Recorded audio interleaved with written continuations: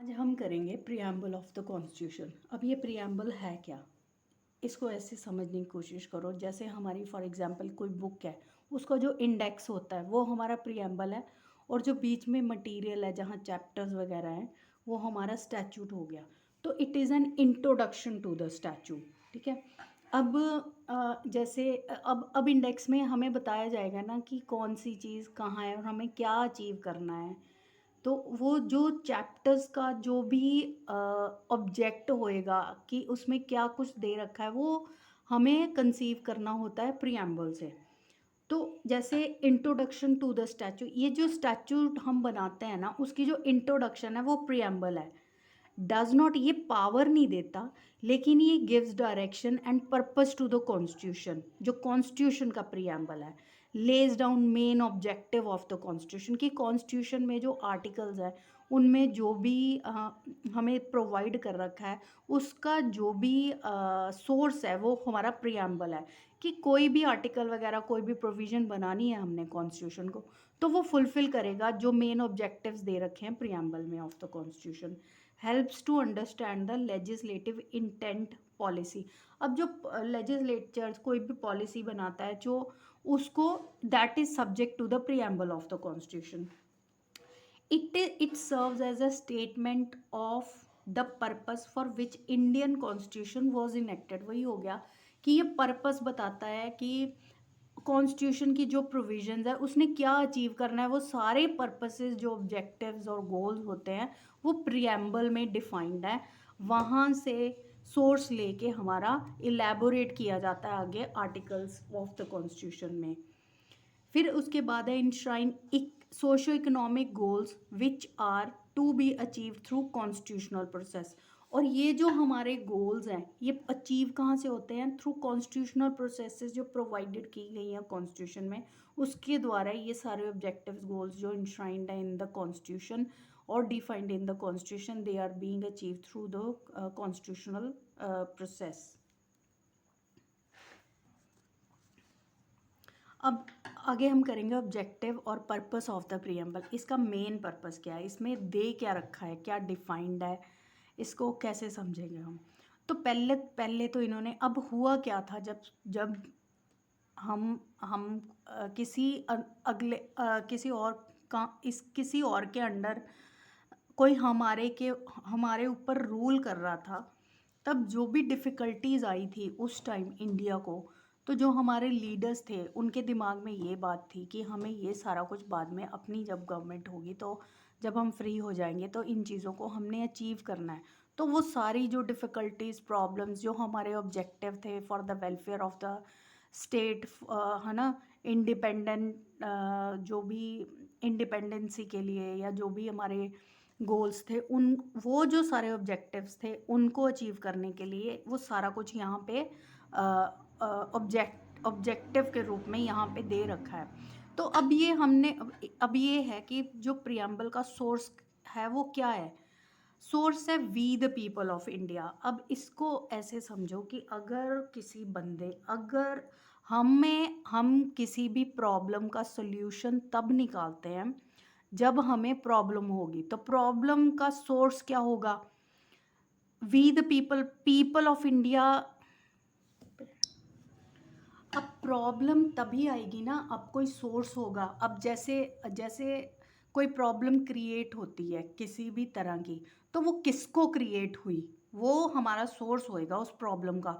और हल हम प्रॉब्लम का तभी निकालेंगे ना जब प्रॉब्लम होएगी। तो प्रॉब्लम किसको हुई? सोर्स को। सोर्स कौन है? पीपल। तो अब ये जो प्रियम्बल का मेन सोर्स है वो क्या है? We the people of India.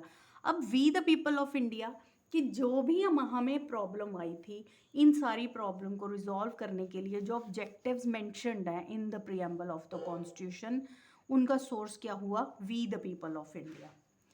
तो अब सेकंड पॉइंट ये है कि क्लैरिफाई भी करता है, जो प्रियम्बल है हमारा क्लैरिफाई भी करता है टू टाइप्स ऑफ गवर्नमेंट और पॉलिटी को भी। तो इसमें है क्या, अब जो हमारी गवर्नमेंट है ना, ये sovereign, democratic, secular, socialist, Republic, ये पॉइंट्स हमने प्रीवियस चैप्टर में भी पढ़े हैं, लेकिन मैं थोड़ा बहुत कर देती हूँ। तो पहले पहले क्या था, डेमोक्रेटिक स्टेट में ना दो तरह की गवर्नमेंट होती है। एक तो होती है इलेक्टेड बॉडी, एक होती है हेरिडिटरी हेड। लेकिन जो रिपब्लिक गवर्नमेंट है उसमें क्या होता है, because our head is elected, our government gets its authority from the will of the people. कि अब विल ऑफ द पीपल की हमारी जो गवर्नमेंट है वो इलेक्टेड बॉडी है, और उसको इलेक्शंस होते हैं, इसमें जो अडल्ट फ्रेंचाइज के थ्रू लोग पार्टिसिपेट करते हैं। तो इलेक्शन कैसे होगी, by the people of the country. इसीलिए हम ऐसे भी बोलते हैं कि it is a government by the people, of the people and for the people. In democratic setup में होता क्या है, टू टाइप्स ऑफ गवर्नमेंट होती है, एक डायरेक्ट इलेक्शंस के थ्रू और इनडायरेक्ट इलेक्शंस के थ्रू। जो ये डायरेक्ट इलेक्शंस के थ्रू होती है स्विट्ज़रलैंड में, और इनडायरेक्ट इलेक्शंस के थ्रू, इनडायरेक्ट इलेक्शंस में क्या होता है, representative of people elect through adult suffrage. ये है हमारा डेमोक्रेटिक और रिपब्लिक पॉइंट को डेफिनेशन। फिर उसके बाद आता है सेकुलरिज्म भी हमने पढ़ा है कि यहाँ पे डिफरेंट टाइप्स ऑफ या डिफरेंट अब जैसे रिलीजियसली बहुत वेरिएशन है हमारे कंट्री में, डिफरेंट डिफरेंट रिलीजन के लोग रहते हैं। तो मेन पर्पस ये है कि सबको इक्वल रिस्पेक्ट देनी, और सबको इतनी फ्रीडम देनी कि वो अपने अपने रिलीजन को वर्शिप फेथ वगैरह वो अपने हिसाब से कर सकें। तो ये एक केस है Aruna Roy versus union of India 2002 AIR। Supreme court held secularism has a positive meaning, and it means to develop understanding and respect to different religion. कि हर एक रिलीजन को, एक दूसरे को हमने रिस्पेक्ट देनी है, किसी को डिसरिस्पेक्ट या डीमोरलाइज नहीं करना दूसरे के रिलीजन को। पॉइंट है सोशलिस्ट, इसको अच्छे से समझना, ये थोड़ा सा कॉम्प्लिकेटेड है। ये पहली बात तो आया था 42nd अमेंडमेंट 1976 के थ्रू। इसमें इकोनॉमिक जस्टिस जो हमारे प्रीएम्बल में डिफाइंड है, इकोनॉमिक जस्टिस, ये उसका रेफरेंस है। Under article 39B and clause C are flag bearer of socialism. अब ये एक केस है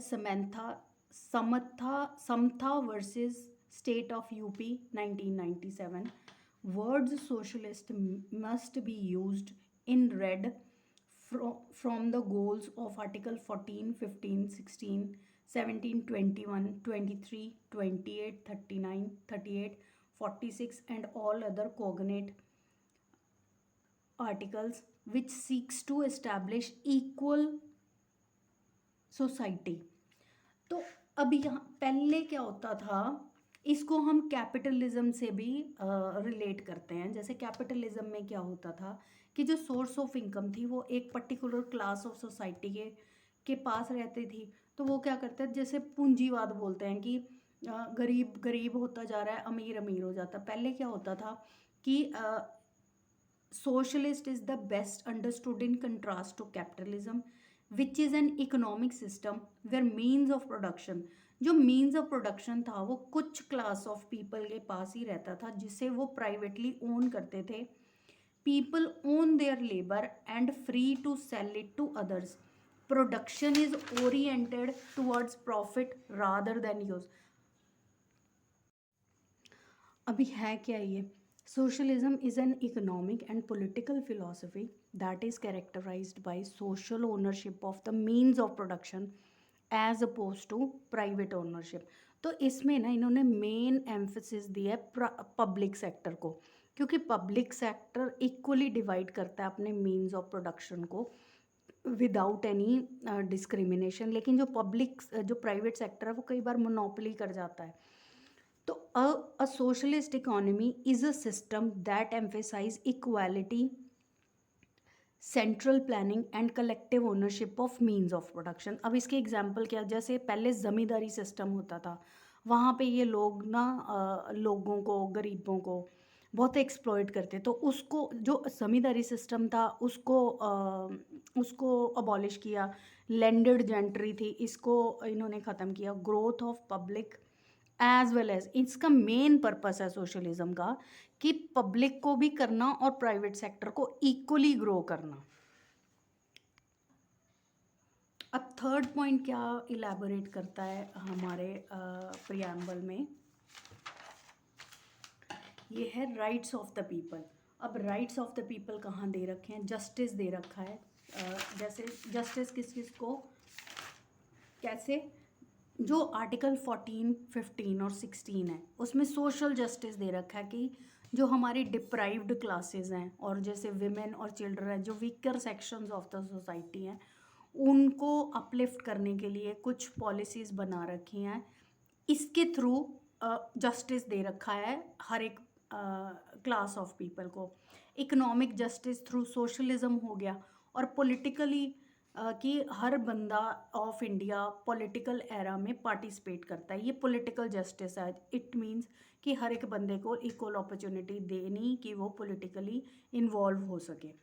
लिबर्टी ऑफ थॉट एक्सप्रेशन ये डिपिक्ट करता है आर्टिकल 19 को। बिलीफ, फेथ एंड वर्शिप ये आर्टिकल 25 को, कि सेकुलरिज्म का भी कॉन्सेप्ट यहाँ पे आ जाता है कि सेकुलर स्टेट है तो हर एक को पूरी फ्रीडम है कि वो अपने थॉट्स को एक्सप्रेस भी कर सके और अपने बिलीफ सिस्टम को फॉलो और प्रीच भी कर सके। अब equality of status of opportunity आ जाती है, ये आर्टिकल 16 को डिपिक्ट करता है। इसका मेन पर्पस है common good rather than individual good, कि सबको अपॉर्चुनिटी मिले, ये नहीं कि एक क्लास ऑफ सेक्शन को मिले दूसरे को ना मिले। Fraternity assuring dignity of individual and unity plus integrity of the nation. अब इसमें ये है कि जो क्या बोलते हैं उसको, अब इसकी इम्पोर्टेंस क्या है, प्रीएम्बल की इम्पोर्टेंस कैसे कैसे होती है, सिग्निफिकेंस ऑफ द। अब इसकी इम्पोर्टेंस ये है कि जो कॉन्स्टिट्यूशन है उसको इंटरप्रेट करने के लिए प्रीएम्बल की हेल्प ली जाती है। तो जैसे बोलते हैं की to open the mind of the legislation, तो जो भी लेजिस्लेशन बनानी है तो वो इन फैक्टर्स को ध्यान में रखते हुए जो प्रीएम्बल में मेंशन्ड है उनको ध्यान में रखते हुए ही हमारी की लेजिस्लेशन फॉर्म होती है। Preamble was passed only after draft articles of constitution had been adopted with such modification as were approved by the constituent assembly. It serves as a statement of the purpose for which Indian constitution was enacted. तो वही हो गया, ये जो constitution में provisions हैं उनका जो मेन पर्पस है वो सारे ऑब्जेक्ट गोल्स हैं हमारे, वो मेंशन्ड है प्रीएम्बल ऑफ द कॉन्स्टिट्यूशन में। तो जो हमारी प्रोविजंस ऑफ द कॉन्स्टिट्यूशन है वो subject to preamble of the constitution है, उसको वायलेट नहीं करेंगी। फिर outlines objectives of whole constitution, अब जो कॉन्स्टिट्यूशन बनाना है उसकी ये आउटलाइनिंग या एक स्ट्रक्चर देता है कि जो भी हम प्रोविजंस ऑफ द कॉन्स्टिट्यूशन में बनाएंगे उसका सारा फ्रेमवर्किंग हम वहाँ से लेंगे।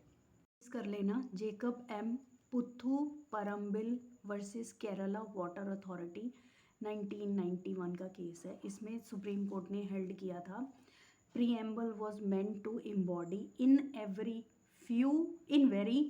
few well defined words the key to understanding the constitution and was therefore valuable in constructing provisions of the constitution। तो वही हो गया ना कि हमें मेन ऑब्जेक्टिव दे रखे हैं और कि जो उनकी इलेबोरेट फॉर्म है वो आर्टिकल्स या प्रोविजंस ऑफ द कॉन्स्टिट्यूशन में है।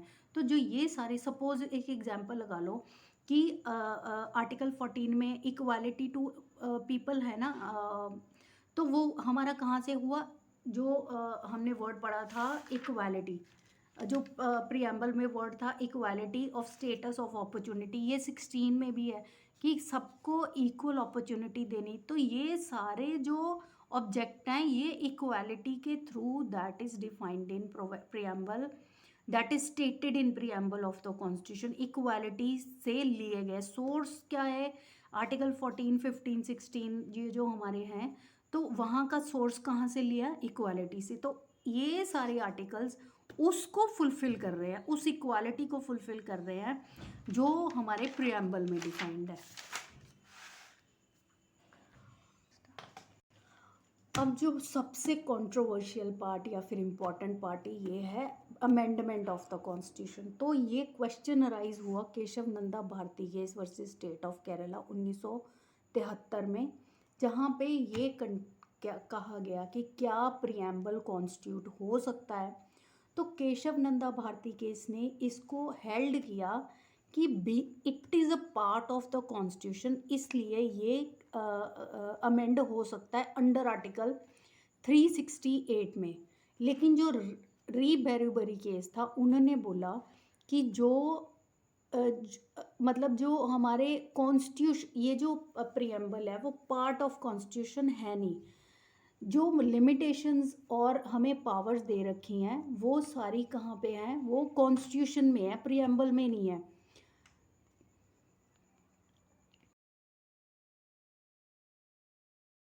बेरूबरी केस में इन्होंने बोला not a part of the constitution, कि प्रियम्बल को इन्होंने बोला कि ये कॉन्स्टिट्यूशन का पार्ट है नहीं, so can never be regarded as a source of substantive power. अभी इसका मतलब क्या है, जैसे हमने पीछे पढ़ा कि जो प्रियम्बल है ना, ये सोर्स ऑफ सब्सटेंटिव पावर क्या हुई, जो प्रोविजंस बनी है कॉन्स्टिट्यूशन में उनका सोर्स हमें मिलता है प्रियम्बल में जो इंश्राइंड वर्ड्स हैं वहाँ से सोर्स उठा के प्रोविजंस ऑफ द कॉन्स्टिट्यूशन बनी है। लेकिन फिर बेरूबरी केस था, इन्होंने बोला कि प्रियम्बल पार्ट ही नहीं है कॉन्स्टिट्यूशन का, तो ये सब्सटेंटिव जो सब्सटेंटिव पावर है उसका सोर्स हो ही नहीं सकता, क्योंकि ये पार्ट नहीं है। सच पावर, इन्होंने बोला कि जो जो ये सब्सटेंटिव पावर है ये बॉडी, जो कॉन्स्टिट्यूशन की बॉडी है ना उसमें ही है। Such power expressly granted in the body of the constitution, it has power. अब इन्होंने बोला कि जो कॉन्स्टिट्यूशन की बॉडी है ना उसमें पावर्स भी हैं और लिमिटेशन भी है, इट हैज़ लिमिटेड एप्लीकेशन। अब इन्होंने बोला कि जो अब जो प्रियम्बल है, क्योंकि वो पार्ट भी नहीं है ना वो सब्सटेंटिव सोर्स है हमारा, जो हमारे प्रोविजंस ऑफ द कॉन्स्टिट्यूशन, ना ही वो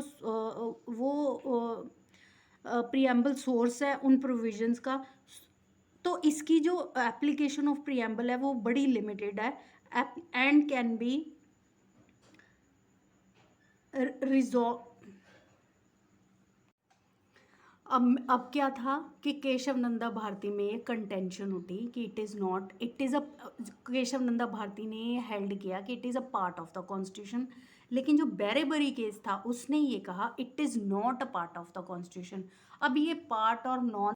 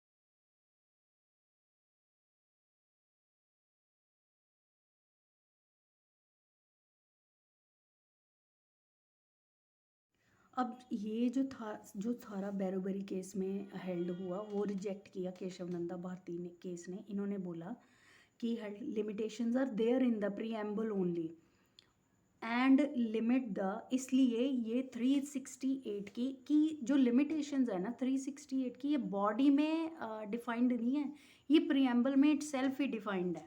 एंड और ये 368 की पावर को भी लिमिट करता है, as preamble is a part of the constitution. But can not violate. अब 368 की अमेंडिंग पावर है, कहते हैं ये because preamble is a part of the constitution, तो ये अमेंड भी कर सकता है, लेकिन ये बेसिक स्ट्रक्चर को अमेंड नहीं करेगा। अब बेसिक स्ट्रक्चर में ये जो हमारे सोशलिस्ट, इक्वालिटी, जस्टिस, फर्टर्निटी, ये जो मेन गोल्स है इनको अमेंड नहीं कर सकता। इंक्लूजन हो सकती है, लेकिन मतलब इसकी अमेंडमेंट हो नहीं सकती। इसको थोड़ा पढ़ लो। Held it's a part of the constitution, can be amended, but basic structure can not be violated. It is a edifice of our constitution is based upon elements enshrined in our constitution. If elements are removed, structure will not survive.